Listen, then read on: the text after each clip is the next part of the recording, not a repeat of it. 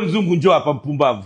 Kwa hiyo kumbe masofa unaokaa juu hivi. Unatuonyesha unakaa juu kwenye masofa. Kumbe masofa yale yanauza milioni 20, umepewa kwa milioni 7. Sasa umepewa bure.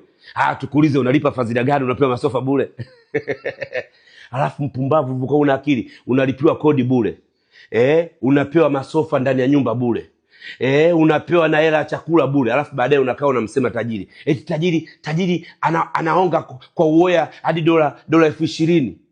Sasa uoya akapewa dola 20,000 ndio useme dunia ijue. Haya sawa, mke wa tajiri amefanya surgery. Wewe inakuhusu nini kutuambia sisi? Hiyo ni siri ya familia ndani. Wewe inakuhusu nini kutuambia? Alafu nisikufiche mpumbavu wewe.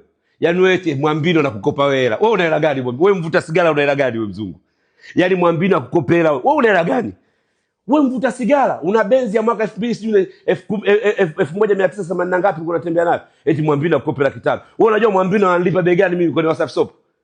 Mpumbavu wewe una akili. Umekaa kumbe mtu wa hovyo. Hujitambui, unakaa unachafua matajiri.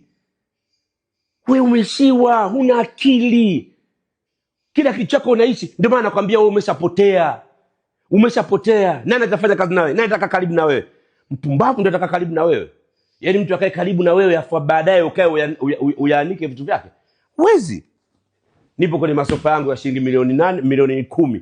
Wamenipunguzia mpaka milioni 8. Milioni 2 nimeomba kama discount kwa sababu nienda kwenye msimu wa sales. Hapo na kukumbusha hapo wala sio mbali. Sio umeenda kukaa umepambana.